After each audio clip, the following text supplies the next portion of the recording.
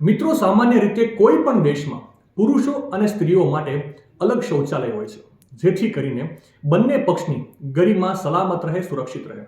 પરંતુ તમે માનશો નહીં કે કેટલાક આફ્રિકન દેશોમાં એક સમય હતો જ્યારે પુરુષો અને સ્ત્રીઓ માટે અલગ શૌચાલય ન હતા. વર્ષો પહેલા ત્યાંના લોકો ખુલ્લા વિસ્તારોનો જાહેર શૌચાલય તરીકે ઉપયોગ કરતા હતા. મિત્રો, આ જેટલું અવિશ્વસનીય છે તેની પાછળના કારણો પણ એટલા જ રસપ્રદ છે.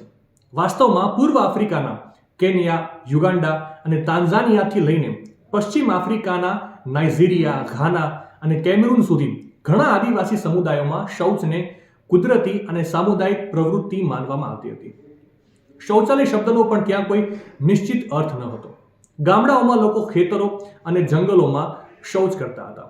ત્યાં પુરુષો અને સ્ત્રીઓ વચ્ચે કોઈ લિંગ વિશિષ્ટ વિભાજન હતું જ નહીં, કારણ કે સમાજ આને સંપૂર્ણપણે સામાન્ય માનતો હતો. ત્યાંની મસાઈ, હિમ્બા અને બાન્ટુ જેવી મુખ્ય પ્રજાતિઓ પ્રકૃતિની પૂજા કરતા અને તેઓ શૌચને એક કુદરતી પ્રવૃત્તિ માનતા હતા.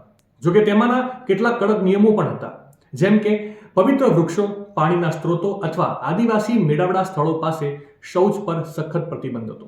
જોકે સમય જતા હવે ત્યાં પણ ઘણો બદલાવ આવ્યો છે અને હવે પુરુષો અને સ્ત્રીઓ માટે અલગ શૌચાલય હોય છે. માહિતી સારી લાગી હોય તો રીલને વધારે શેર કરજો અને આવી જ અવનવી માહિતી માટે સંદેશ ડિજિટલ સાથે જોડાયેલા રહેજો.